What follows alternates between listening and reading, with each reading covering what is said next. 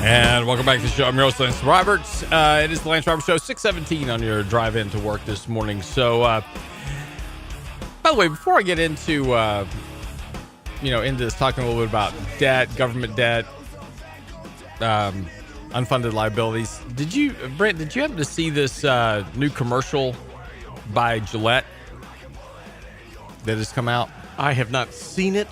I've heard it. I've read about it. Yeah. Well, here, let's maybe you want to go out and buy a Harry's razor. Maybe. Could be. And we've talked about this before, but here's the actual commercial from Gillette. Listen to this. Bullying. The Me Too movement against sexual Toxic harassment. masculinity. Is this the best a man can get? Is it?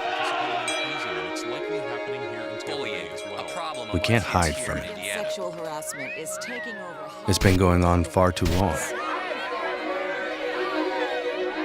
We can't laugh it off. Who's the daddy? What I actually think she's trying to say. Making the same old excuses.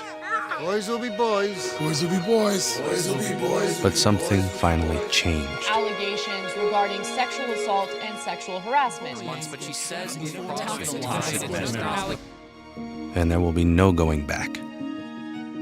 Because we believe in the best in men. Men need to hold other men accountable. Smile, sweetie. Come on. To say the right thing.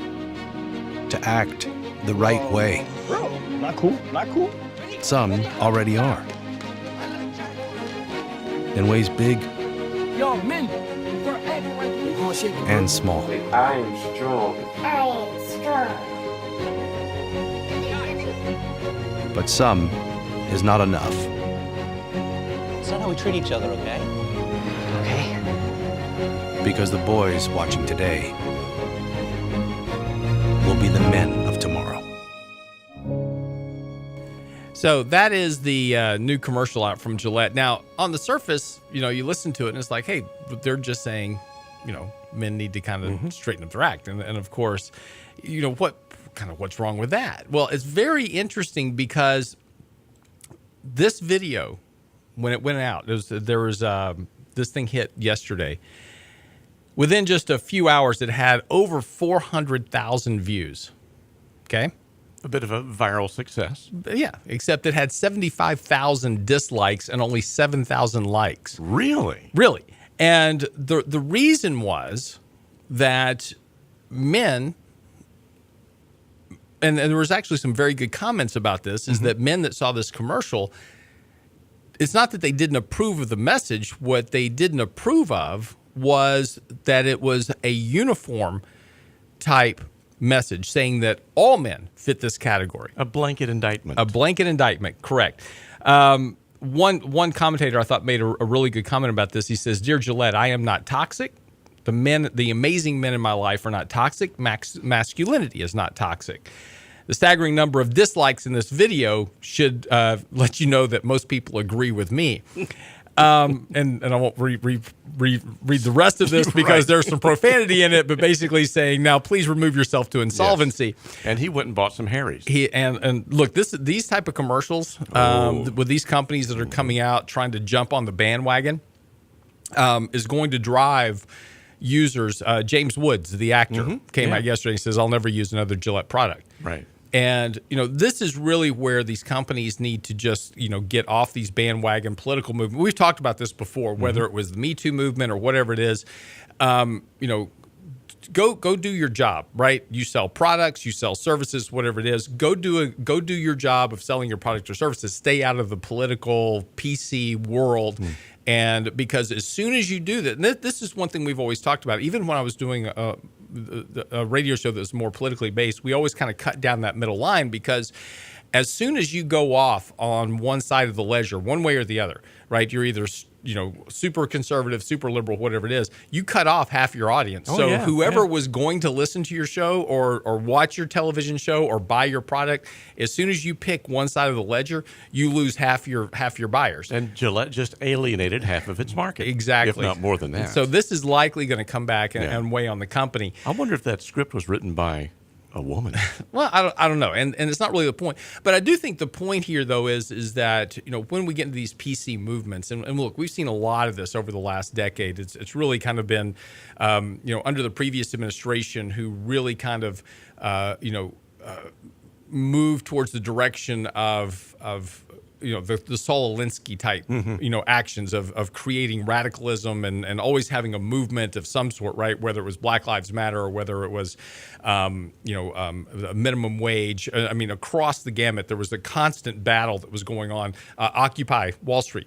Always in turmoil. Exactly. And that's how you keep people motivated, right? Yeah. People don't really stay on a topic for very long. And it's like, okay, I'm bored. Let's do something else. Squirrel. Yes. Exactly. But it was interesting. I just find this interesting because, again, Gillette has jumped into the middle of this, trying to just put out a message that says, hey, as men, let's straighten our act up and be better. But, it's interesting because, this is all fine and dandy. You're going to create a generation of people who are, shall we say, a bit softer, right? Yes. And that's all fine until you need to go fight a war, because when you need to go defend yourself, you need some people that are willing to stand up and do that. And of course, part of this video shows these two kids fighting it out in a playground, and the dad's breaking it up, saying, "Oh, we don't act that way." No, actually, this is the problem: is that we need to allow kids to punch each other in the nose, because that's how we learn. Right. And figure out on their own that there are better ways to resolve differences. Exactly. But you got to get your nose blooded a couple of times to figure that out. Not only that, but it's also part of, growing up and being a man, so you can defend your family and defend your country, your nation, etc. Because otherwise you start fighting wars like the French. Or the Swiss. The Swiss, right? Rifles, shot once, never used. All right, so there you go.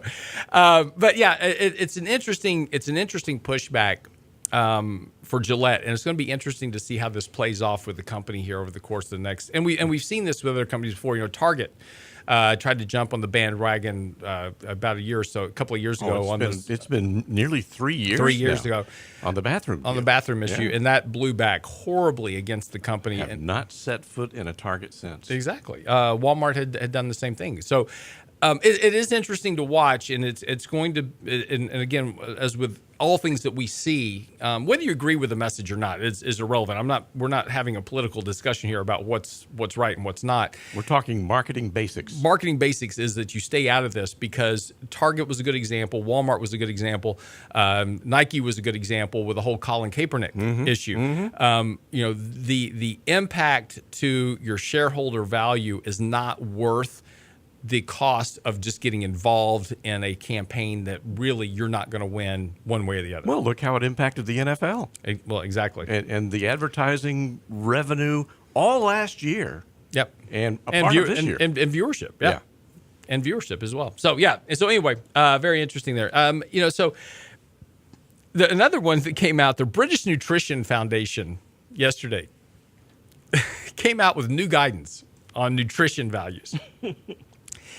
And of course, here in America, which is probably one of the most obese countries in the world, where we definitely enjoy our food, probably would not go along with these nutritional guidelines. But I wanted to read this because Jim Reed from Deutsche Bank made a really great analysis. He says, and again, you have to understand this is British. So this is the British Nutrition Center. So when you hear things like jacket potatoes, you'll understand it's because it's Britain.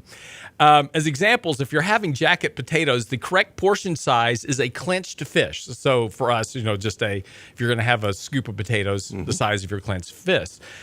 Jim Reed says, I'm going to use Mike Tyson's as a measuring cup. For cheese, it would be the size of 2 thumbs. I note that the largest thumb ever recorded was a Chinese man who had one measuring 10.2 inches long. Yeah, I'm going with Andre the Giant here. Exactly. For pasta or rice, 2 handfuls is the recommended amount. I shall resort to wearing wicket-keeping or baseball gloves while cooking. All rather depressing. Maybe instead you should just join me in dry January. Yes, this month I shall only be indulging in dry white wine, dry champagnes, dry martinis, dry sherry, dry gins, and tonics. There you go. But yeah, it's interesting is that as we talk about nutrition, and again, the nutrition industry is a multi-billion-dollar industry. My wife's constantly on new diets. She's on this new thing called Noom. Oh, yes. All right. So, are you familiar with this? She is a numismatic. She's. I know, but she is precious like gold. Yes, she is. Yes, but no, she's not. Nice save. Dug right out of that one. Yeah, baby. But no, Me too. Me too. She's on this new app called Noom, and it tracks what you're doing, and then you've got like this trainer that you're hooked up with that basically just sends you messages.